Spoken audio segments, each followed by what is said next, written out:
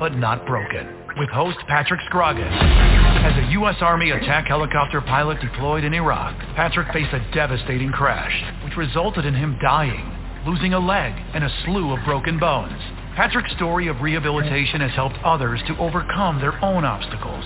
Each week, Patrick recounts stories of inspiration and interviews guests who have overcome remarkable obstacles. This is Wounded But Not Broken, with your host, Patrick Scrogin.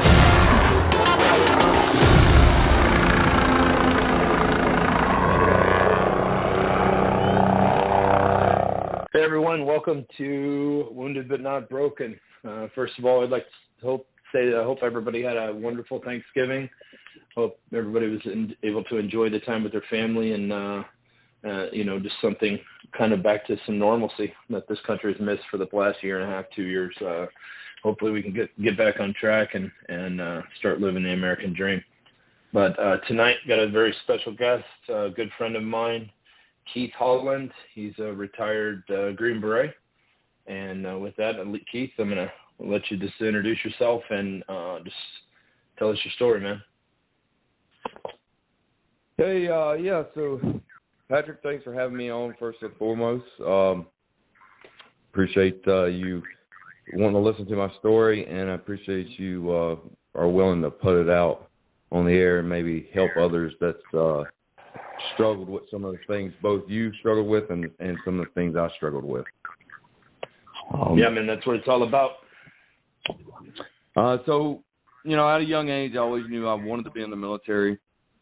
And, my father was in the military. My grandfather was in the military. My uncles were in the military. I had several family members die in World War II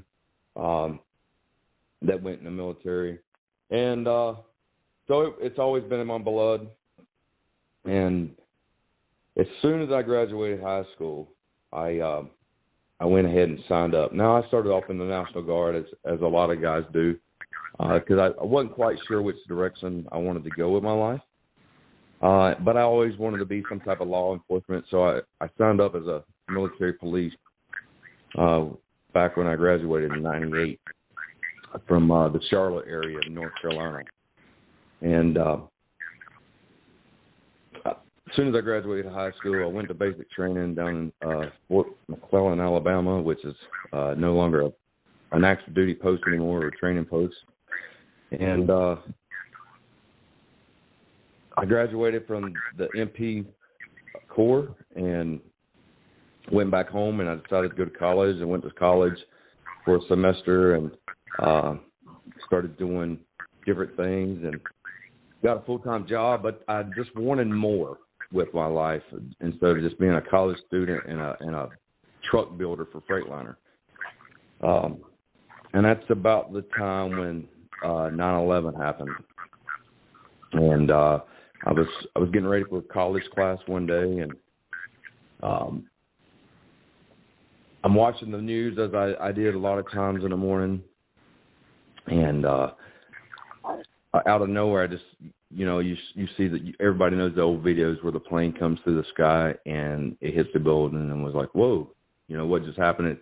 Like everybody else, I was, a little confused, wasn't sure what was going on. And then, of course, the second one hit it, and I knew right then and there, that we were being attacked, and that was my higher calling. So that is the initial thing that really put me into that active duty mindset. Right, and I know that was such a powerful day for so many, and including myself. I've talked many times about it. That feeling that I had, I don't know what feelings did you have when you knew that we were being attacked on our own soil? Well, it really wasn't a sense of fear. It was more of like, I'm a healthy young man in great shape, and the first thing I'm thinking of, I'm already in the National Guard. I'm going to go to war, so I want to go active duty and make it a lifestyle. So that was my biggest calling. Like, I was so, I don't want to say mad or irritated, but I was frustrated with what I just seen. Like, how could human beings do that to each other? And I wanted to do my part for my country, my pride for this country, my love for this country, my love for my fellow Americans. It's probably one of the biggest reasons why I decided that I needed to go active and actually go fight this war and keep the fight over there and not here at home. Right, because that's the last thing we want to do is fight a war here. I mean, wars are bad enough. But that evil that comes with them, we definitely don't want that on our home soil. And fortunately, we have the greatest nation on earth with people filled with people like you that will step up and answer the call. And that's what you did. And so, man, I can't thank you enough, and pretty inspiring what you've accomplished. But so you joined active duty as an MP, I'm assuming, and then how long before you deployed the first time? Yeah, so almost immediately getting to my first duty station as an MP, active duty, was Fort Benning. I deployed to the Pentagon for Operation Noble Eagle. So our duty was to guard the Pentagon because they were at a higher level of threat. The hole in the wall where the plane smashed into the wall was still there. You could still smell the burntness of the ground, the building. I mean, you could feel all of that energy that happened in that spot. And as a guard, as an MP there, I was able to walk through that area and look at it, and it was pretty overwhelming knowing that this is one of the places where it all began with my military career, and now I'm here guarding it, unknowing to me before it all happened. Right. Wow, that's crazy. And so, yeah, I'm sure. I mean, I don't really remember, but I'm sure that it was, our threat status was up. So when you were guarding the Pentagon, like, what was your rules of engagement there? Basically, our rules of engagements was basically the same as what it would be like in a combat zone. You couldn't fire upon could not fire unless we were fired upon, or to protect, life or anything type of, car running the roadblocks, stuff to that effect. So it was pretty much combat security type protection. We had our gun trucks out there with 50 cals and stuff like that. So, gotcha. And so, how long were you there at the Pentagon? That trip, I'd like to think, if I can remember right, I've had too many TBIs, but about 4 months, if I'm not mistaken. Leave it quiet. So yeah, I was there about 4 months. We lived right there on Fort Myer, where next to the old guard. So we walked to the Pentagon, or we took a little shuttle bus, or we took our gun trucks over there and to report for duty. So it was pretty interesting. It's the first time I ever seen something like that, other than basic training and stuff as a kid growing up. Right. And so after that deployment, that's when you decided to go to active duty? And just a second, I know everybody hears dogs in the background. There's a bigger story, and we're going to get to that at the end. Part of what Keith's doing now. It's pretty impressive. But so that's why there's some dogs in the background. He's got a whole slew of protection dogs. He does training, but I just wanted to point that out. But so after the Pentagon deployment, is that when you went active duty? Actually, when I went active duty just prior to that deployment. So I went active duty. I went to my duty station, which was 988th MP Company, and then they deployed us to the Pentagon for Operation Noble Eagle, and I was active at that point. I got you. So I transferred from the Guard to active, and then once I was active, that's when I went to my unit and we deployed to the Pentagon. Gotcha. Then when was your first deployment over the pond?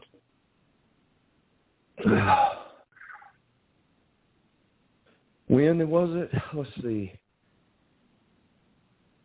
if I can remember right, it was. We started there in November and was there until sometime April. I'd like to think maybe not quite April. February. And that was as an MP? Yes. Okay. So how was that deployment, that first deployment? Because I know you went multiple times. So that first deployment, what was your experience? And just kind of walk us through that, because I'm sure it's a complete contrast from the other times you went. Yeah, so as a military police at the Pentagon, we basically did checkpoints around the Pentagon. And then when we would also have, and at those checkpoints, we were having traffic stops. We would do random ID checks. We would have our gun trucks there. And that was the old school, so we were still BDUs back then and spit shine boots, but we would be, the old school LBE, like Vietnam era stuff is what we wore. And we would have our M4. But, yeah, it was mostly like a security checkpoints and then some roving guards in between the two. And then we had also the Special Reaction Force in case something was to go down at the Pentagon. And that's a duty that a couple of guys that, had met all the requirements would do. And we would rotate through those shifts and be on a 48-hour lockdown for that. Gotcha. But yeah, it was my very first really interaction with active duty military as an MP, and I have to say it was an eye opener for me. But I thought I was going to be, I was going to meet all my needs and wants in, and I just wanted more. Right. I think go ahead. What you're trying to say is you wanted more as part of like a different team. So did you ever deploy to Iraq or Afghanistan as an MP? Never. No. Okay. Shortly after my deployment to the Pentagon, I went into the SRT team for the MP Corps, thinking that I was going to get my fix there, that, I was going to get my, hey, be all you can be, top of the, tip of the spear type stuff, because I was brand new to this military and I really didn't have a clue. Everybody ever told me was until you're an NCO, you don't have a clue. You're just lost in the sauce. And I was literally one of those guys. But I was trying to do my best, and I always strived to do the best and be the best. So it took a little bit of time, but not too much. I went to the SRTs, and we were a special reaction team with the MPs there at Fort Benning. So I did that, and I happened to be at the best shape of my life during that time. And I had a buddy come up to me and was like, "Hey, man, we should go do selection." And I said, "Selection? What is that?" Well, he said, "This for special forces." I said, "What, like Rambo?" And he said, "Yeah, man, we could be like Rambo." And I said, "Okay, well, let's do, what do we got to do it?" So there was the first thing. Me and my buddy went to the Special Forces recruiting office there at Fort Benning. I got you. So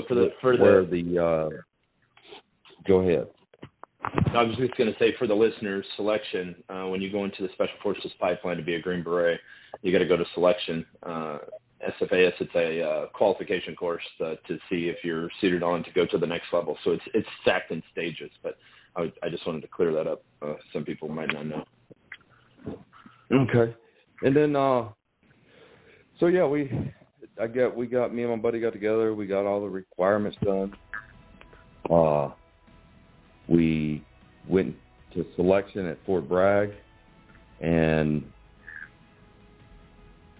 as time went on, we did everything before going to selection that we thought we needed to, based off of what the recruiter said to do. But one of the hardest things that get most of the guys through selection is the land nav portion. And it used to be called a STAR event. I don't know if they still call it now, or the STAR course. And it's roughly like a 70 mile trek, and it creates a star on the map where we have to do Keith, with that real quick, we got a break for a commercial here from word from our sponsors, and when we come back, we're going to hear, we're just starting, Keith's just explaining, just starting selection for Special Forces. When we be right back, and he'll continue on with that. So put your weapon next to mine. Put your weapon next to mine. You're listening to Wounded But Not Broken with host Patrick Scrogin. We will be right back after a word from our sponsors. Hey, right on down the line. Come on over. Come on over. My father was the best truck driver I've ever known in my life. Like a family tradition. I'm a truck driver myself. I drove around the state with my cat. To be the truck driver, you not just only see where you go, you see the world in the larger perspective. This is a really good time to be in the trucking industry. The dispatchers get good loads for them. The equipment is very new, and then it's very reliable. At GTS Transportation, we make dreams come true by employing truck drivers, dispatchers, mechanics, and many other occupations. Consider joining our rapidly expanding team where we put quality, human dignity, and respect back into the workforce. Contact us by visiting our website at gtscarrier.com or call us at 847-754-4667. That number again, 847-754-4667.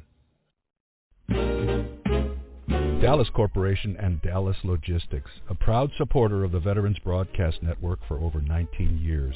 High-quality printing services and warehouse distribution has been our hallmark since 1985, serving Fortune 100 companies for over 35 years.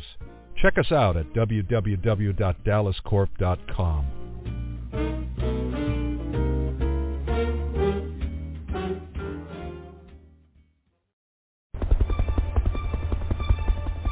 VBN, Veterans Broadcast Network, brings you Wounded But Not Broken, hosted by Patrick Scrogin. It lies within you to conquer your greatest challenges. Patrick tackles the stories of how others faced unthinkable odds, and then at a pivotal moment, a change occurred within them that gave them the strength, attitude, and direction to excel beyond the greatest expectations.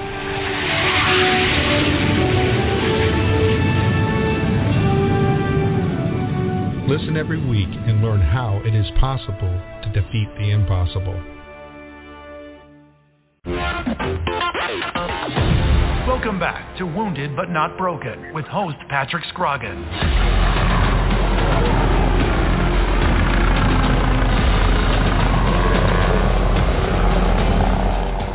Hello, everybody. Welcome back to Wounded But Not Broken. We're here with Keith Holland. He's talking about, he's just got to his story of SFAS, Special Forces Assessment and Selection, and he was just kind of talking about the land nav. I'm going to let you go ahead with that, Keith. So, yeah, the land nav portion is like the portion that is one of the biggest part of it that gets the guys. You'll find guys sitting on the side of the road. You'll find guys just lost, and you'll find guys run out of time, just quit. And that's one thing me and my buddy pushed really hard for to get past. And, because he was really struggling with that the whole time we trained up for it. And needless to say, once it was all said and done with, he was a land nav failure, and I passed it and actually got selected to go to the qualification course in Special Forces. Right. Yeah, I know land nav, a lot of guys get hurt too, right? Because you're land nav in night and day. Yeah, so, land nav at night and day, constantly going, no lights at night, no nods. You're under the light of the moon or that thereof none. And creeks, rivers, lakes, whatever gets in the way, you're crossing it, swimming it, and you're carrying anywhere from about 55 to 65, 75 pounds of equipment on your back during it. Right. Yeah, I know it's hard on your feet. Definitely hard on your feet, hard on your back. Yeah. So you started the Q. Yeah. Go ahead, sorry. So after making it through the Q course or the selection and starting the Q course, I started off as a weapons guy. So I was a weapons specialist or 18 Bravo, and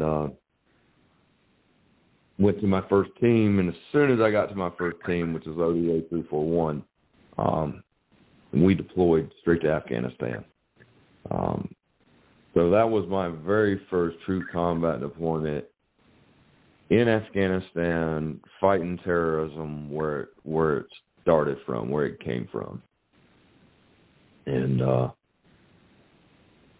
I learned a lot of great lessons. I had several of my closest friends die in Afghanistan, and you know, we do a lot of different missions, but that particular mission was training the local Indians and taking the fight to the enemy. So we were truly at this point in my career, I thought I was at the tip of the spear, and I was, as you know, most would look at it. But there was something more that I was missing. And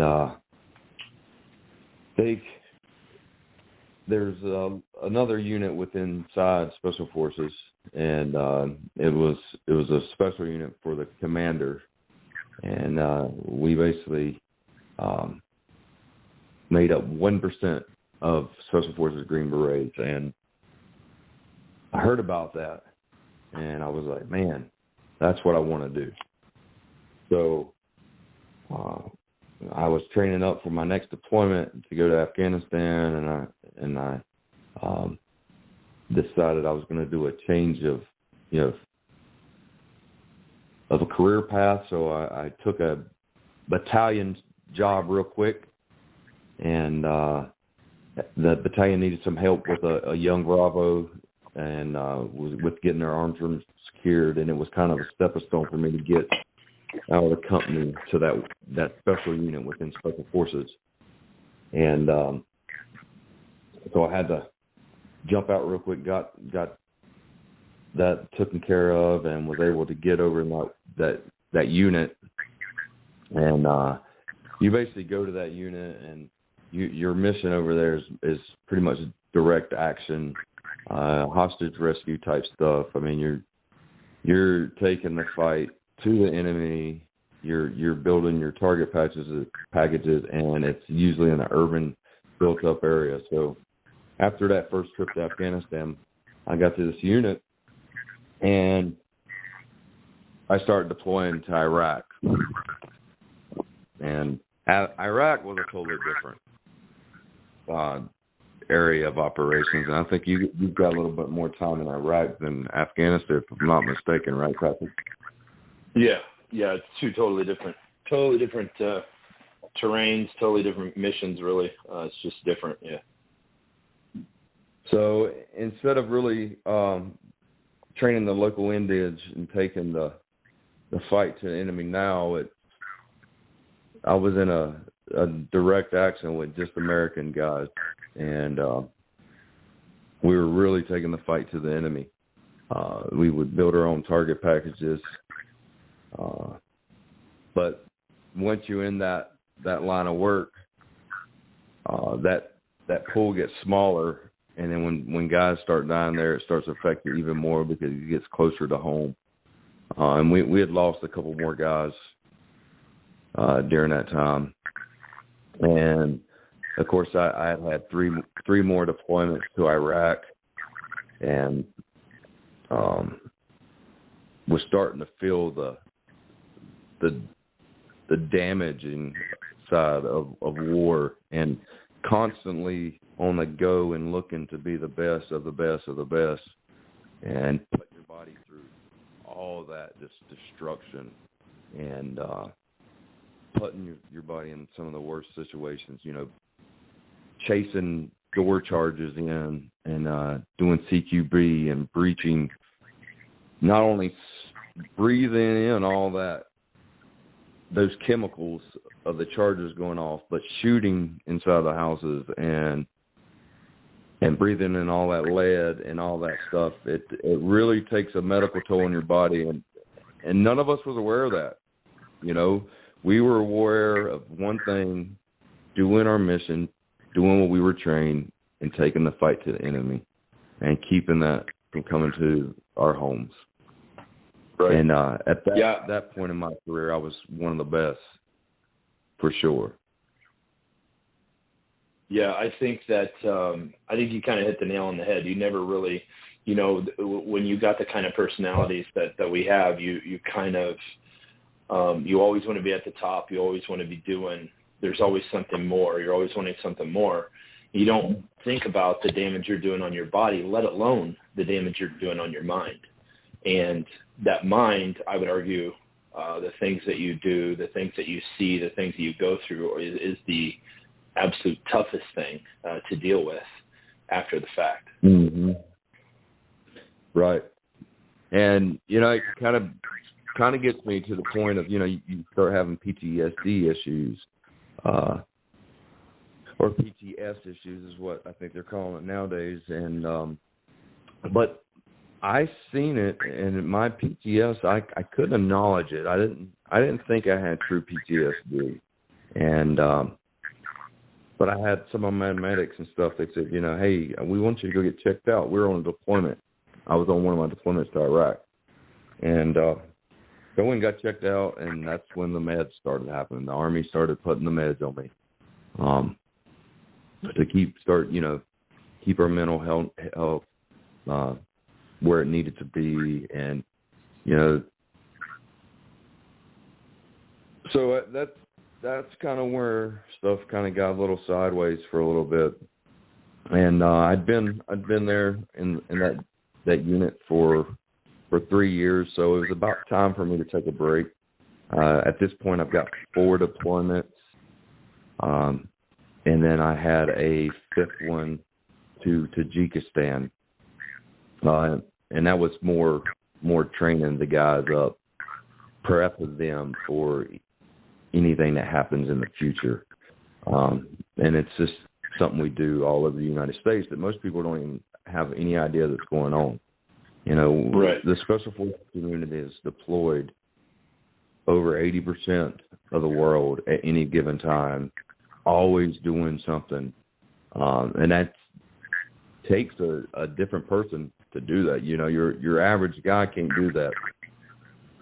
So, you know, we're a little different than the average guy. I guess they started treating us like professional athletes, with all our medical side of the house, with our physical therapy and our training and our body, just composition and muscle and fat percentages and just you name it, the whole thing.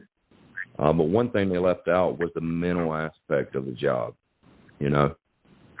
And that really affects a lot of guys to this day. I mean, we still have 22 guys or better, I would say, doing the most unforgiving thing that can be done, you know. Yeah, and, I mean, it's such a, you know, I've said it many times on most of the podcasts I've done. People can understand the toll it takes on you, seeing what you see, doing what you do, doing what's asked of you. Not because, you know, you're not necessarily doing it because you want it. You're doing it because you feel it's the right thing to do for your country. And but you know, over time that stuff does take a toll on you, and you know, at some point it's inevitable that you will need some kind of help with it. And but quickly, I just want to back up a little bit. Like, so on your deployments to Afghanistan in this unit, because Special Forces, you guys you fly all over the world. You'll train up other militaries. You can even stand up governments essentially in third world countries, right? Oh yeah. So that Tajikistan deployment that I did with that first team after my Afghanistan trip, that's pretty much what we did. We flew into Tajikistan. They needed some training, so we link up with the embassy, and we're given our limits, what we're allowed to train in, what we're supposed to be training, what we're not supposed to be training. So, I mean, it's sensitive. It's classified material that what we're doing. But yeah, we'll go to that country, to Tajikistan, and we would train their local military. And sometimes it's special units, sometimes it's not. But that particular mission was a special unit team over there. We lived off the local economy. We lived with the soldiers in that country. We ate with the soldiers. So I mean, it's a complete immersion into their life. But it's more of like a schoolhouse environment. We're training them how to shoot, move, and communicate on the ground, not to necessarily overthrow their particular country, but to support their country in wartime if something was to happen. Right. So on your deployment to Afghanistan, can you just give us one story, like one mission, or even Iraq, one mission that really stands out, one that really affected you or touched you? Yeah, so probably the biggest one that I would say that really affected me, that I'm comfortable talking about, is in Iraq. We did this mission, and you go in, you take a helicopter ride in, you land kind of close to the target, or you land on the target, and we landed off of the target. And hey, Keith, real quick, we got a break again. It's time for commercials. Sorry, but everybody stay tuned, because this is going to be a good. You want to hear this when we come back. A word from our sponsors. You're listening to Wounded But Not Broken with host Patrick Scrogin.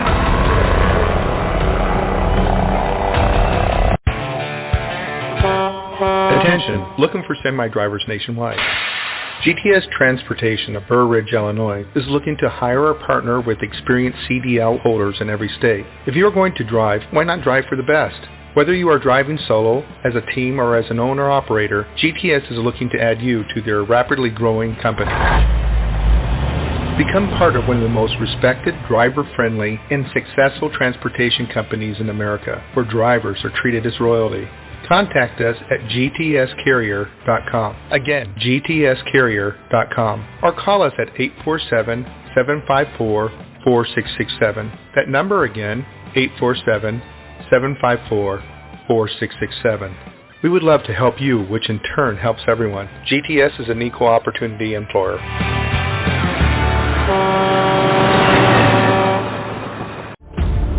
Dallas Corporation and Dallas Logistics, a proud supporter of the Veterans Radio broadcast for over 15 years. High-quality printing services and warehouse distribution have been our hallmark since 1985, serving Fortune 100 companies for over 35 years. Check us out at www.dallascorp.com. VBN, Veterans Broadcast Network, brings you Wounded But Not Broken, hosted by Patrick Scrogin. It lies within you to conquer your greatest challenges. Patrick tackles the stories of how others faced unthinkable odds, and then at a pivotal moment, a change occurred within them that gave them the strength, attitude, and direction to excel beyond the greatest expectations.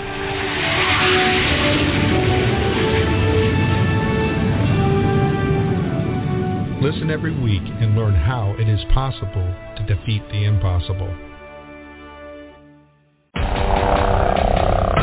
Welcome back to Wounded But Not Broken with host Patrick Scrogin. All right, everybody, welcome back. We're going to jump right into this. Keith was going to tell us one mission in Iraq there that really stood out to him and had a big impact on him. Keith, go ahead.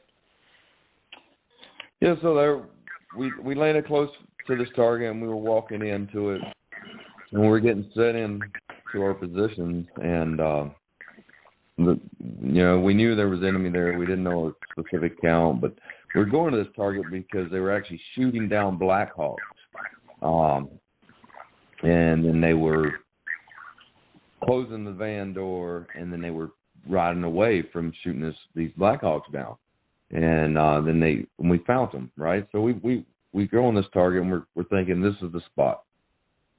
So we go in, and the first thing our snipers engaged some enemy combatants on the house, and all I can say from there is all hell breaks loose. I hope I can say that. No, you're fine, man. This is we've got our close air support on standby. We've got our helicopters. We've got fixed wing air assets. We have pretty much everything you need to take down a target. And so we have one of our close air support guys. You know, they send in a bomb, and it don't drop the house, but as soon as that bomb went off, it looked like you would turn on a light switch in a cockroach-infested apartment, and they just scattered. And so they're maneuvering on us, and we're in our fighting positions, and we're fighting it out, throwing grenades, and we come up to this like a stall in the firefight, and we're like, okay, all right, so we're gonna clear the objective and make sure everything's good, and we've got, you know, eye in the sky, kind of like Call of Duty. They're telling us, hey, you got somebody down in front of you, something moving, something's dark, you know. So they were using the IR, and so we seen that, and it was right in front of my lane because that's exactly where I was going to walk. And we happened to have a dog on the team with us that night, and so we sent the dog in, and the dog got to that dark spot in the thermals, and the guy, he blew himself up, and he ended up killing the dog, and I just kind of took a deep breath, and I was like, huh, you know, because that could have been me, that would have been me, most likely. And you know, because we had already shot everything we had from our air support at these guys. We had shot a lot of our rounds. We were in a firefight for probably a good 30 minutes, but felt like forever, you know, on the ground. And especially when we have bombs dropping and little birds coming in doing gun runs and stuff like that. And I mean, it was a night that I'll never forget. You know, and you got hot brass falling in your neck, and you're engaging the enemy and throwing grenades at the enemy, and I mean, it was close fighting. And then out of nowhere, this dog goes in and he saves your life at the end of the night. It's a very humbling experience for somebody to experience that. Right. And and that kind of got me thinking, you know. Oh, go ahead. So that was probably one of the most experience that was kind of very near and dear to me, and it kind of leads into something that we're going to talk about here in a little bit, and kind of give you an idea.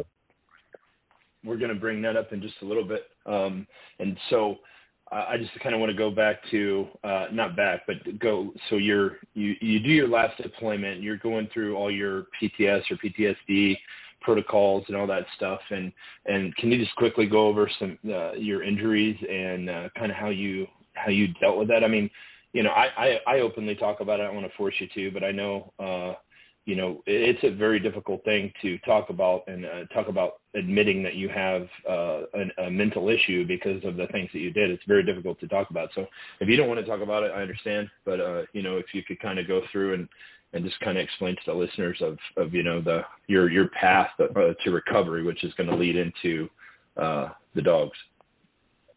Yeah, it all started with a mental breakdown. My last deployment to Afghanistan, 2014. Come back early.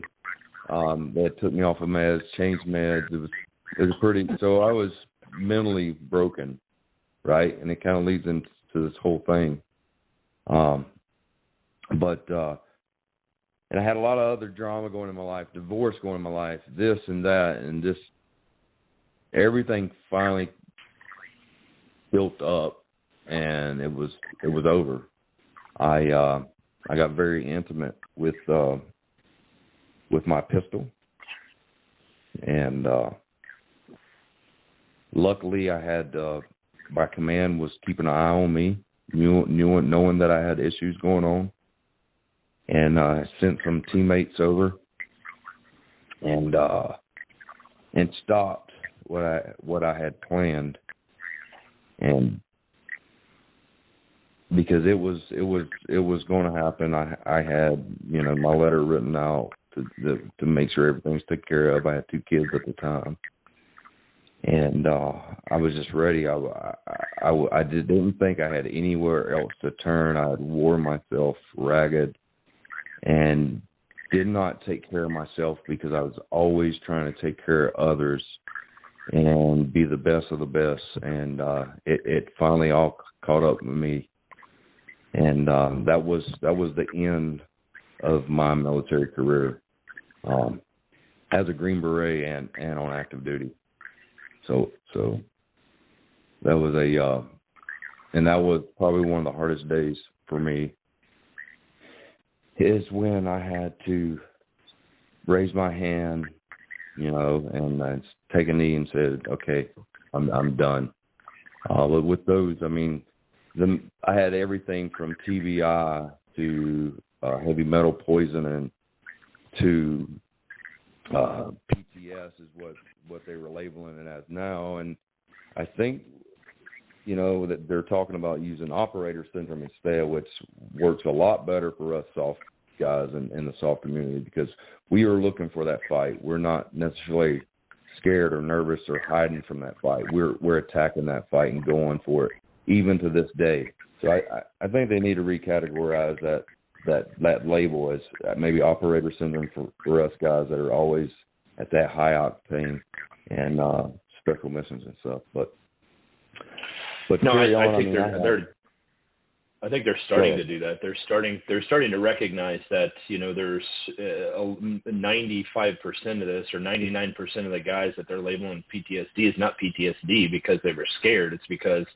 they were that spearhead of that unit, or that they were willing to put themselves in harm's way every single day, and you did it day in and day out, and that takes a toll on you.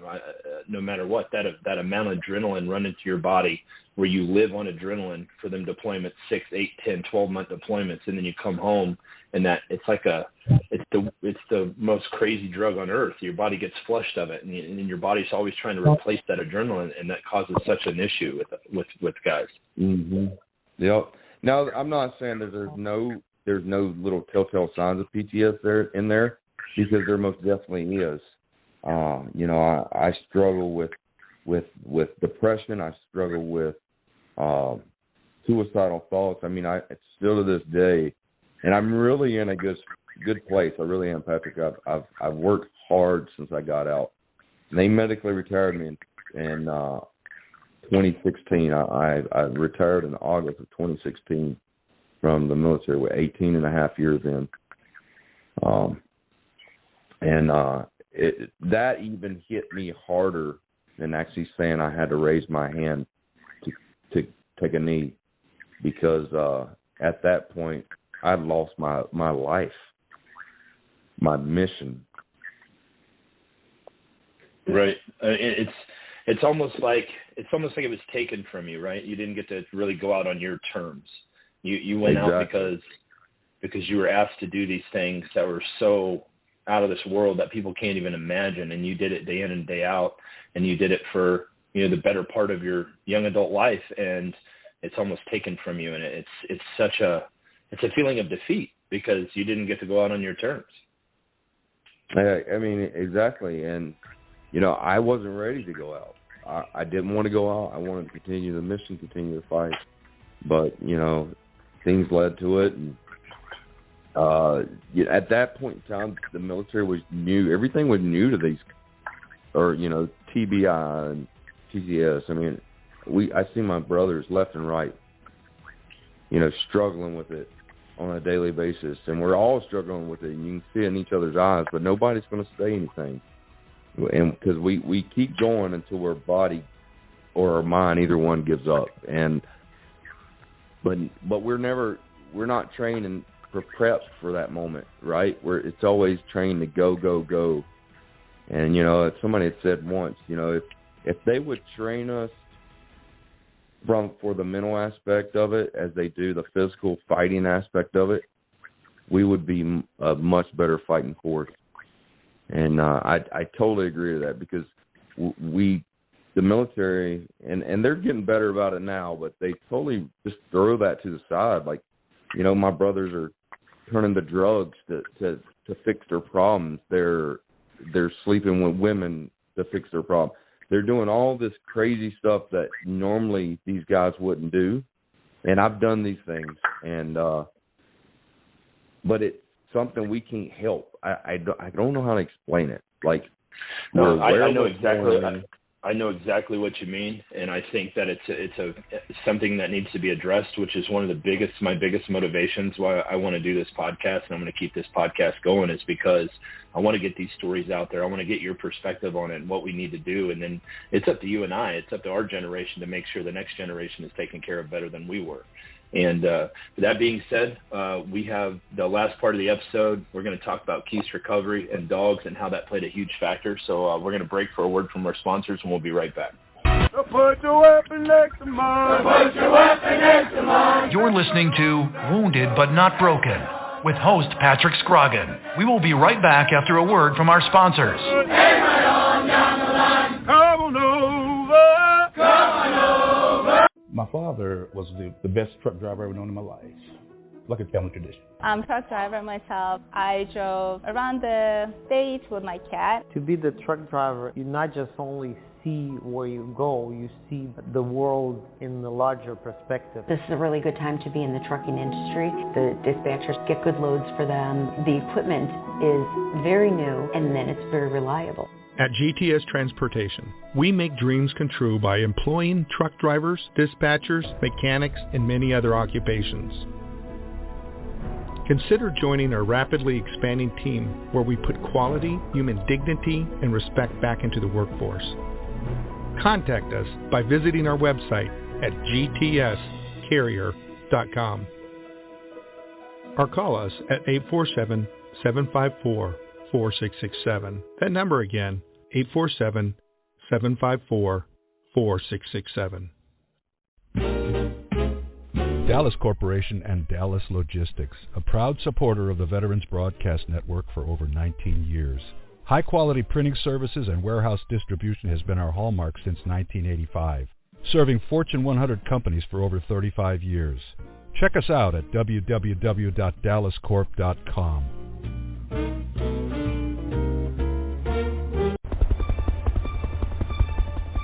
VBN, Veterans Broadcast Network, brings you Wounded But Not Broken, hosted by Patrick Scrogin. It lies within you to conquer your greatest challenges. Patrick tackles the stories of how others faced unthinkable odds, and then at a pivotal moment, a change occurred within them that gave them the strength, attitude, and direction to excel beyond the greatest expectations.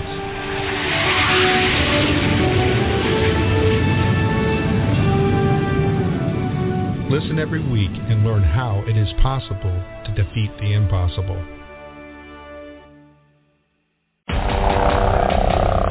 Welcome back to Wounded But Not Broken with host Patrick Scrogin. Hey, everybody, welcome back. I just want to quickly say, I've said this many times, there's a common denominator in all these stories from these heroes that I've had on this show. They all want to help, and they all want to help their brothers and sisters get through the things that they have encountered that were tough for them. And Keith is absolutely no exception. He's doing some amazing things now. The man works harder than any other man I've ever seen. But so Keith, just tell us, how you're overcoming your injuries, your mental status, and what helped you with that.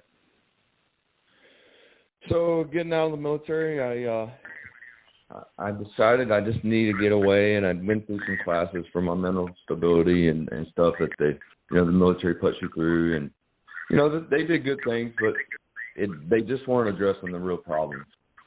And so I get out and I move down to the Myrtle Beach area, and I start my college, and I went to golf academy, and I wanted to learn how to golf, use it for therapy type stuff. And I know that sounds weird because I get on the golf course now and I get mad because if I hit a ball, it goes, that way, this way. It's just like Army golf, left, right, left, right. But it is therapy, nevertheless. But I started that down in Myrtle Beach, and I graduated. But I was sitting on the couch all the time, and the demons was just grabbing at me and just, telling me things. And I was in a horrible place. Couldn't go out in civilian life. I didn't fit in civilian life. I barely passed college. Wasn't used to being around, the new generation that's out there. And I link up with this nonprofit that's local here in Myrtle Beach, South Carolina, and they're Special Operations Wounded Warriors, and I do a golf tournament with them. And I had a really good time, and I was like, oh, maybe, and I had a lot of spare time, so maybe I'll volunteer for those guys, because they're a 100% volunteer organization. They do a lot of great things, from medical stuff to hunting and fishing, and then I come along, and guess what? They just started this new dog program. Okay, so I received this dog, and this dog is actually a service dog that I received from this organization, and he really saved my life. So now that's two things so far that saved my life: a dog while I was on active duty, a dog at my retirement, because I had tried all the different therapies. I've tried all the stem cell therapy, the hyperbaric chamber, and it all worked. It really did. But there was still a piece missing, and so I got my dog from Special Operations Wounded Warriors, and it was really a life-changing experience. He's my right-hand man. He's my battle buddy. I got a mission again, because now my dog, I can use him for search and rescue, so I can go help my local community with search and rescue. And I just did one this past year. Bless the young man that lost his life, but we did find him and took care of him for his family this past year. But he's my buddy. He goes everywhere I go, and anything I do, he's involved in my life, and it very much gave me that camaraderie that I had when we were on teams in those small units together. And so I wanted to do more again, though. That's that whole thing we always do more. And I said, well, I want to start helping these guys. So I started helping this pal and run their dog program. And then we give Mark Geist his dog, and Mark Geist decides, hey, I'm going to stand up a dog program, and he called it Shadow Warrior Project. And so Mark asked me, he said, hey, you're good at running these dog programs and doing all this dog stuff. And I was like, all right, well, can you help me out? So I started helping Mark out. And about this time, I've had my dog for a couple of years now, and I get a phone call from where we get these dogs, and we get these dogs from Baden, out of Canada, Baden K9. And he was like, hey, can you do me a run down to Florida and help me pick up a dog and bring it back to us here in Canada? I said, yeah, no problem. So I link up with the guys, and it's another organization down in Florida. It's called the Navy SEAL Museum, and they have a dog project. So now I'm currently involved in 3 different dog projects, canine programs, and all helping veterans get back on their feet, giving them their battle buddy again, giving them a mission to do, giving them a task they have to do every day. And we do it all through Baden K9 out of Canada. And they're 100% certified service dogs. They're trained for mobility. And they're there for you at all times. And so it helped me so much that I wanted to give my time as well in doing that. That's not all I do. I want to help out my community as much as I can. So I help out with hurricane relief here on the East Coast when during hurricane season comes in. I help out my community with just just educating people about the service dog program, and just anytime anybody needs a hand, you know, I'm the first one to put my hand up and say, hey, I'm here. So I thought all that ended when I left the military, and I thought my life was over, and I didn't have a mission, I didn't have a direction, I didn't have anything. And when I learned that I still have that mission, I just got to change and grow into that next part of my life, that next chapter in my life. And helping others has really helped me a lot with my downfalls, my PTS moments, my mental struggles that I've had with the military and my job and my career path. And you know, and all of this adds up. You know, not one major thing or one little thing has fixed me, but everything together has really done a world of good for me and the people that's around me in my community. So I just want to give that back to the guys that are going through that. Let those guys know that, hey, that there is light at the end of the tunnel. You know, you don't have to get intimate with your pistols. You don't have to, you know, go out getting in trouble or doing drugs and stuff. There's organizations that are out there to help you. I'm out here to help. And if you get involved with one of these organizations, you most likely, you know, the guys will come in contact with me, because that's a big part of my life now. And I travel all over the United States running dogs and training veterans on how to, you know, handle their dogs, how to work with their dogs, to train their dogs and keep that training going, because it's never ending. Right. And that's one of those steps I think helps a lot of veterans, is giving back to others does a lot better for you than most guys actually know or can even think. Yeah, and I think you hit a nail on the head. I think the thing is that, you know, when you go into the military, especially in the special mission units, I mean, you're there to help, and you're there to help the country. And once you get to the end of that, you know, you're so used to helping, whether people agree with that term or not, but that's what your mindset is.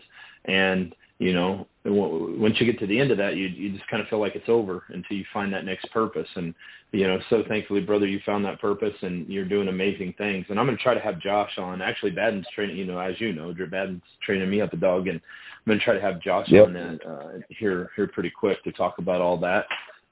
But, you know, man, I really appreciate you being on the show. It was great talking to you here, and we'll be in touch soon. But thanks for taking the time. Thanks for your story. It should and it will touch many people's lives that are listening to this.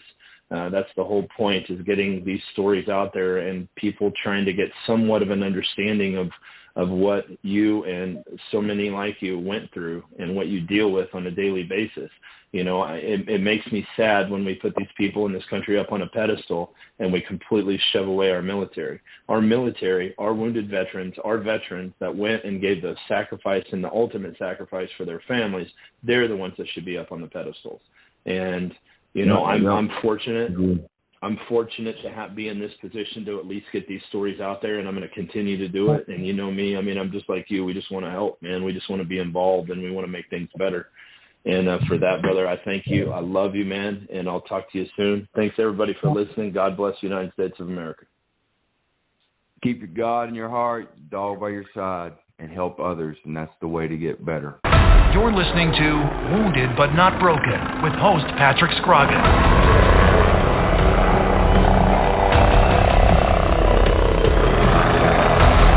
My father was the best truck driver I've ever known in my life, like a family tradition. I'm a truck driver myself. I drove around the state with my cat. To be the truck driver, you not just only see where you go, you see the world in the larger perspective. This is a really good time to be in the trucking industry. The dispatchers get good loads for them. The equipment is very new, and then it's very reliable. At GTS Transportation, we make dreams come true by employing truck drivers, dispatchers, mechanics, and many other occupations. Consider joining our rapidly expanding team where we put quality, human dignity, and respect back into the workforce. Contact us by visiting our website at gtscarrier.com or call us at 847-754-4667. That number again, 847-754-4667.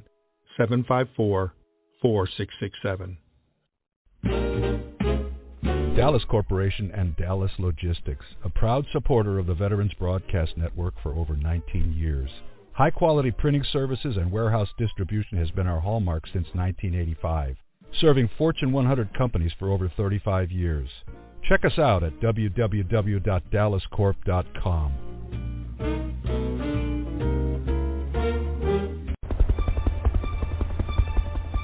VBN, Veterans Broadcast Network, brings you Wounded But Not Broken, hosted by Patrick Scrogin. It lies within you to conquer your greatest challenges. Patrick tackles the stories of how others faced unthinkable odds, and then at a pivotal moment, a change occurred within them that gave them the strength, attitude, and direction to excel beyond the greatest expectations.